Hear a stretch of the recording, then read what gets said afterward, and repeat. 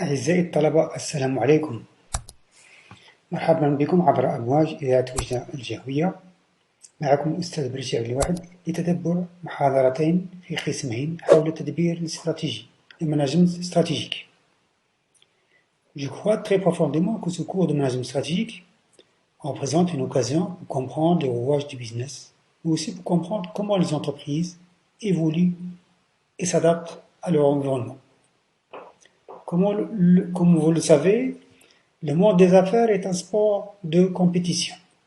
En pratiquant ce sport, les entreprises comprennent que la présence d'autres entreprises limite leur liberté d'action. Gérer cette contrainte est indispensable pour qui veut se maintenir et évoluer dans un marché concurrentiel.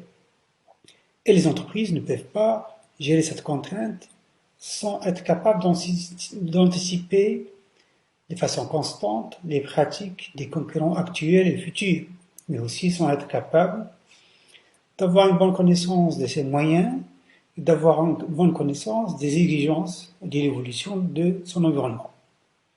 Chemin faisant, une bonne stratégie doit s'attacher à résoudre le problème d'adéquation suivant.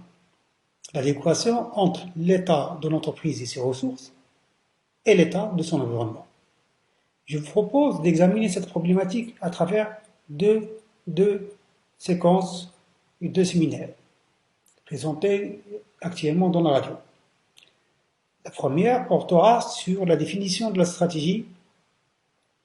Et à travers cette définition, il s'agit bien sûr d'identifier les principes fondamentaux sur lesquels est basée la stratégie, mais aussi de vous montrer que la stratégie résulte d'une confrontation entre les deux dimensions.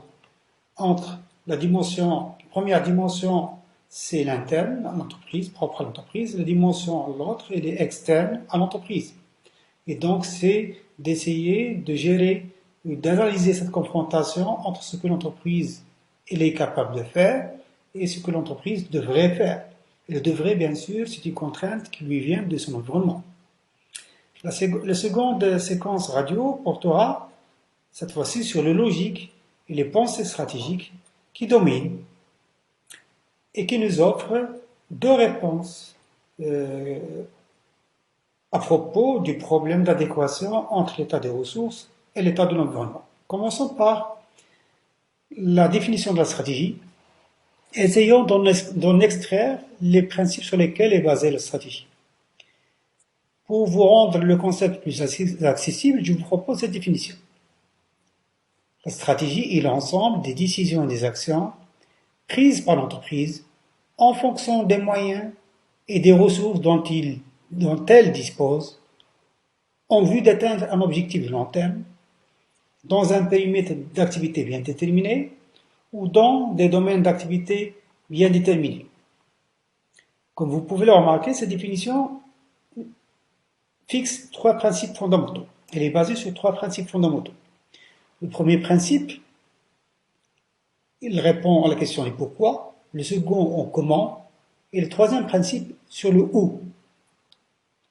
Le premier principe du comment, c'est l'objectif de long terme à atteindre. Il doit être fixé et décidé. Le deuxième principe fondamental sur lequel doit être basée la stratégie, c'est l'allocation des ressources. Donc on doit définir les moyens. Et le troisième principe sur lequel se base la stratégie, c'est le où, c'est-à-dire préciser, délimiter le périmètre d'activité dans lequel l'entreprise souhaite déployer ses moyens et atteindre ses objectifs. Commençons à détailler chaque principe séparément.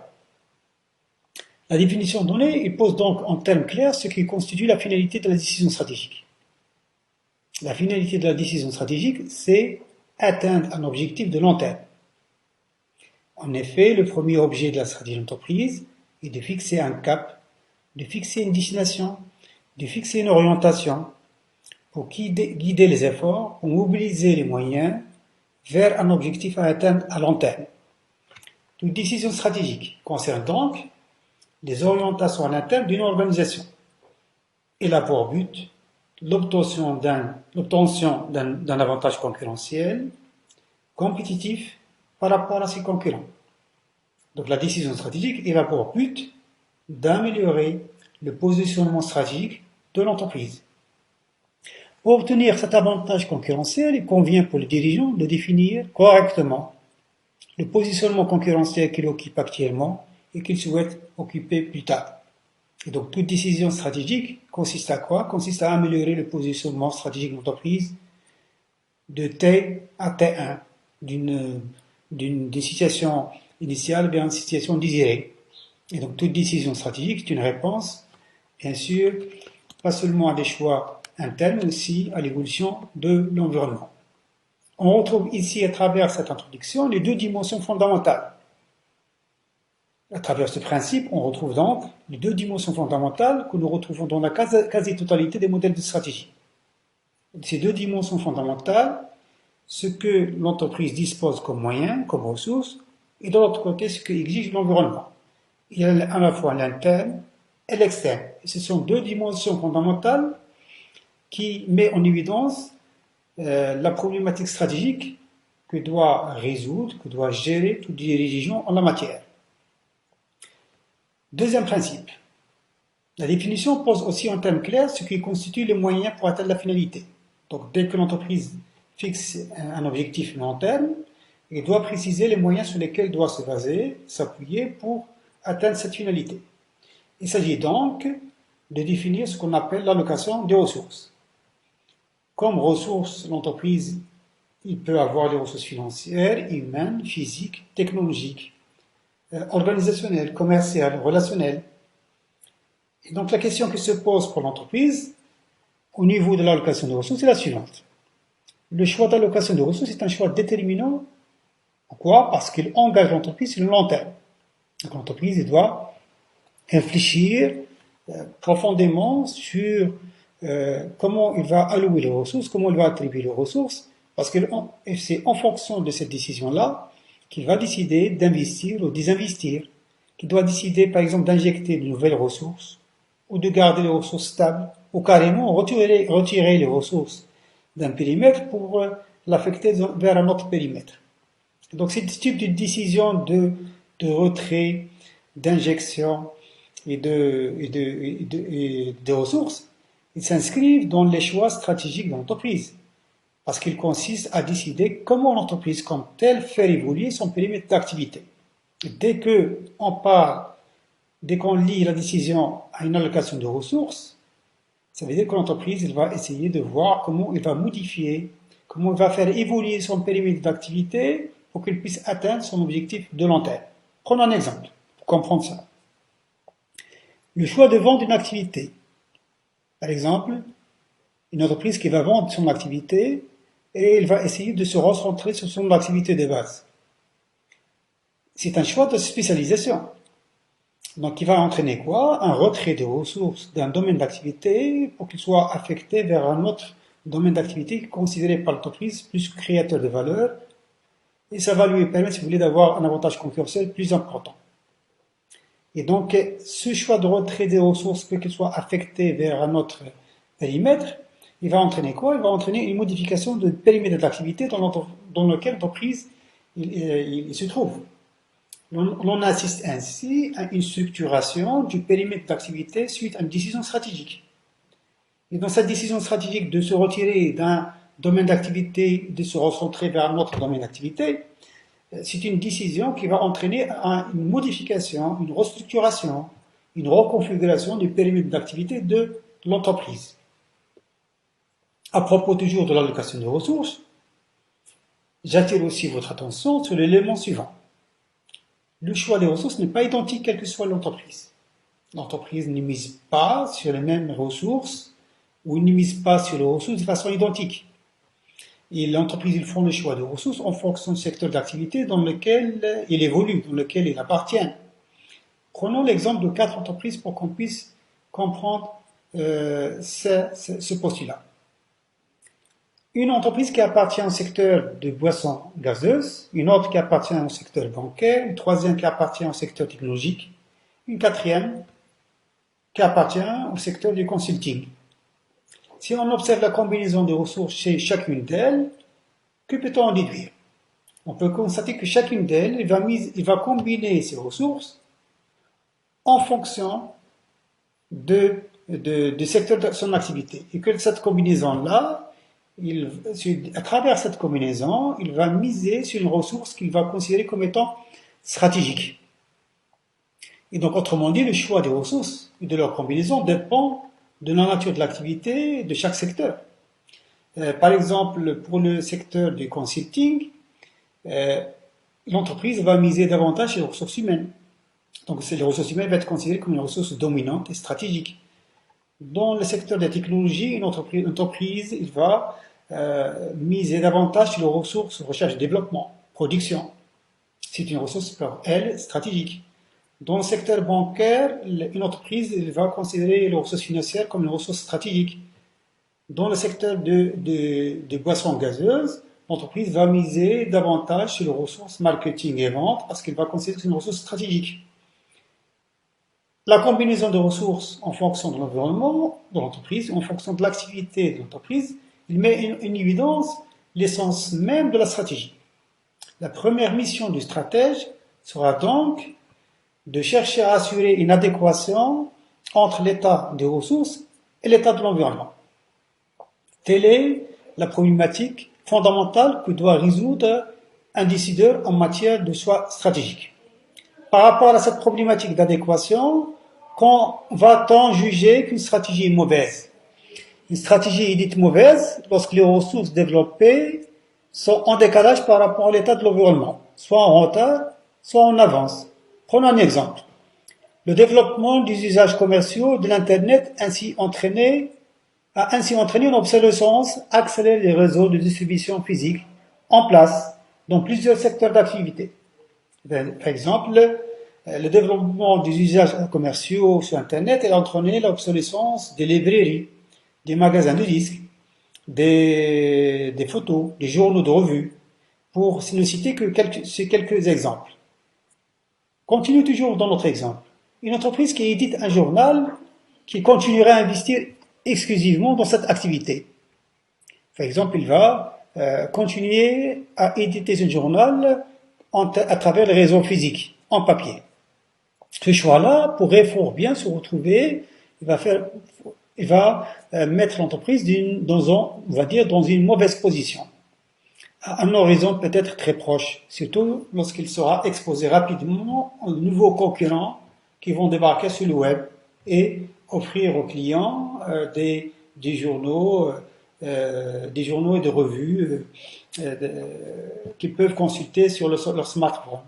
Aussi, lorsque l'entreprise il sera exposé à un changement significatif dans le comportement des lecteurs. Donc les clients vont plutôt opter pour la consultation du journal via les smartphones. Cette entreprise court donc le risque de se faire dépasser par des concurrents qui auront mis en place une combinaison de ressources plus adaptée à ce nouvel environnement. Donc l'environnement, lorsqu'il évolue suite à la technologie, là on va voir que le métier du journalisme doit évoluer en conséquence. Et donc, si les entreprises qui ont les ressources pour le faire, ils vont répondre aux exigences de l'évolution de cet environnement. Et d'autres, bien sûr, ils vont se trouver dans une mauvaise position. Ils peuvent même subir ce qu'on peut appeler un handicap plutôt concurrentiel. Cette articulation entre l'état de l'environnement et l'état des ressources de l'entreprise est une question sensible en stratégie. Et donc, le deuxième principe. La définition pose troisième principe, après avoir traité le principe de l'objectif à atteindre à long terme. Le second principe, c'est celui des moyens, des ressources à mobiliser. Le troisième principe, c'est le périmètre d'activité. La définition donnée au départ pose finalement en termes clairs, ce qui constitue l'axe sur lequel la stratégie de l'entreprise s'articule. Ce sont ces domaines d'activité, ou les milieux, notamment le milieu concurrentiel, technologique, dans lequel l'entreprise évolue. Posons-nous une question pour approfondir la notion de domaine d'activité stratégique, ou périmètre d'activité stratégique. Comment cerner la position de l'entreprise? Comment pour que l'entreprise puisse prendre des décisions pertinentes si l'entreprise est présente dans plusieurs secteurs d'activité? L'idée de maîtriser la présence de l'entreprise dans plusieurs secteurs d'activité suggère de délimiter les frontières et donc de distinguer entre les périmètres et les activités lorsqu'ils sont différentes. Comment on va délimiter ces frontières? La délimitation des frontières entre secteurs d'activité va se faire grâce au découpage stratégique. Qu'est-ce qu'on entend par découpage stratégique? Le découpage stratégique consiste à identifier des sous-ensembles homogènes dans l'activité globale de l'entreprise et de les regrouper dans un ensemble qu'on peut appeler domaine d'activité stratégique. Un domaine d'activité stratégique est une activité ou un sous-ensemble d'activités qui réunit les caractéristiques et les critères qui sont identiques. Et c'est parce que ces critères sont identiques que ces activités sont regroupées dans des segments 1, dans le segment 2, 3. Donc, sont regroupées dans des DAS différents. Si les activités remplissent les mêmes critères, ça veut dire comme même critère, ça veut dire même client dans le même DAS, même marché, même réseau de distribution, même concurrent, même technologie spécifique, même compétences, même structure du coût spécifique. Et donc, de fait de ces critères-là, on peut opérer une segmentation et délimiter les frontières entre les périmètres d'activité. D'un point de vue stratégique, le DAS est, pour une organisation, une entreprise, un sous-ensemble d'activités auquel correspond une chaîne de valeur spécifique, qui correspond à une combinaison spécifique de facteurs clés de succès, auquel il est possible d'allouer et de retirer les ressources de manière indépendante, sans affecter l'activité du reste de l'organisation, auquel il est possible d'assigner une stratégie générique ou stratégie d'activité, adaptée à la nature de chaque activité. Par exemple, si l'entreprise opère dans un DAS low cost, de bas de gamme, il va miser sur une stratégie de domination par le coût, de telle manière d'offrir aux clients des produits identiques à ses clients, mais à un prix inférieur. Et ces prix sont inférieurs parce que l'entreprise elle arrive à maîtriser ses coûts. Donc le but de la stratégie, tout compte fait, il est fondé sur ces trois principes fondamentaux. Le premier principe, c'est savoir se fixer un objectif de long terme à atteindre. Le second principe, c'est savoir choisir ses ressources et savoir les combiner. Et le troisième principe, c'est savoir choisir son périmètre d'activité.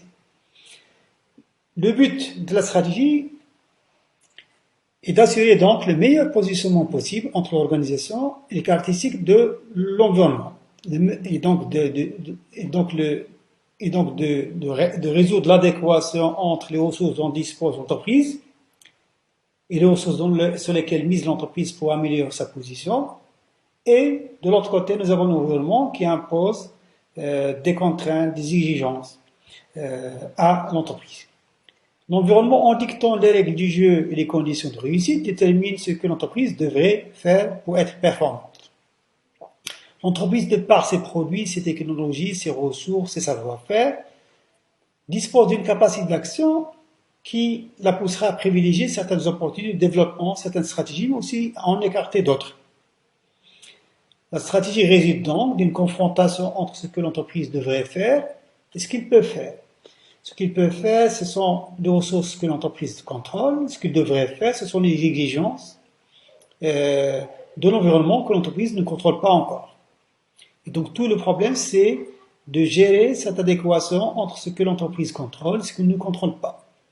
Dès lors, afin de limiter les risques et les pertes liées à des stratégies inadaptées, l'organisation devrait mettre en œuvre une démarche structurée, organisée, lui permettant d'analyser et de connaître ses capacités et compétences ainsi que les caractéristiques de son environnement. Dans ce cadre, les diagnostics internes et externes constituent en conséquence les deux composantes fondamentales du diagnostic stratégique qui nous permet d'avoir une idée sur ce que l'entreprise peut faire, ça c'est le diagnostic interne, et mettre l'accent sur ce que l'entreprise devrait faire, ça c'est le diagnostic externe. Le but du diagnostic externe est de repérer les facteurs environnementaux qui lui ont une influence effective au potentiel, positif ou négatif, sur la performance et le développement de l'entreprise. Ces caractéristiques environnementales se présentent sous deux formes, les opportunités et les menaces. Les opportunités qui, s'ils sont exploités, peuvent favoriser le développement et la compétitivité de l'entreprise. les menaces pouvant remettre en cause la performance de l'entreprise et sa capacité à atteindre ses objectifs. Donc, l'idée ici, c'est que l'entreprise, comment il doit faire pour exploiter ses opportunités, ou comment il doit faire pour réduire les menaces de son environnement. Le diagnostic externe a donc pour principal objectif de définir les règles de réussite, où les conditions de performance sont bien remplies par l'entreprise. Celle-ci peut dégager une performance supérieure à celle de ses concurrents, et donc avoir un avantage concurrentiel important par rapport aux concurrents. L'environnement contraint ainsi ou influence ainsi le développement de l'entreprise. Cependant, celle-ci, à travers ses choix, ses décisions, ses actions, peut tirer parti de ces changements, voire les modifier. D'un autre côté, le diagnostic interne, qui représente la seconde composante du diagnostic stratégique, se focalise sur l'analyse des caractéristiques internes de l'organisation. Ce diagnostic interne s'assimile à une évaluation critique des ressources internes dont dispose l'entreprise et dont la combinaison nous donne une idée sur la capacité de l'entreprise à exploiter les opportunités ou à réduire les menaces de son environnement. Comme vous le savez, l'entreprise est en effet constituée de ressources, d'actifs et de compétences qui vont jouer un rôle plus ou moins important dans sa capacité à se positionner face aux enjeux environnementaux et face aux conditions de performance propres à chaque secteur d'activité. L'ensemble des moyens internes et la capacité à déployer par l'entreprise vont donc conditionner sa performance externe. Si l'entreprise a les moyens qu'il est capable de combiner et déployer, là, elle sera probablement capable d'exploiter les opportunités et réduire les menaces. Les différences de dotation en ressources et en compétences entre entreprises expliquent les différentiels de performance observés entre les entreprises appartenant à la même industrie. D'une manière plus pratique, le diagnostic interne a pour objectif d'identifier les forces et les faiblesses de l'entreprise. Les forces correspondent à des caractéristiques internes sur lesquelles l'entreprise va pouvoir s'appuyer pour maîtriser les facteurs clés de succès. Dès lors que par rapport à ces éléments internes, l'entreprise se révèle plus performante que la moyenne des concurrents. Elle dispose d'un avantage concurrentiel, c'est-à-dire la capacité de réduire les coûts, l'innovation, le réseau de distribution, la position de leadership. Ce sont des forces qui correspondent à ce tir-là. À l'opposé, les faiblesses font référence à des retards, des manques ou des limites internes par rapport aux facteurs clés de compétitivité. Ces écarts importants par rapport aux concurrents vont se traduire par un désavantage ou par des retards concurrentiels. Les forces et les faiblesses vont à leur tour déterminer la capacité stratégique de l'entreprise, c'est-à-dire sa capacité à mettre en œuvre des stratégies lui permettant d'exploiter les changements environnementaux, de maîtriser les facteurs clés de succès des activités dans lesquelles se développe ou souhaite se développer.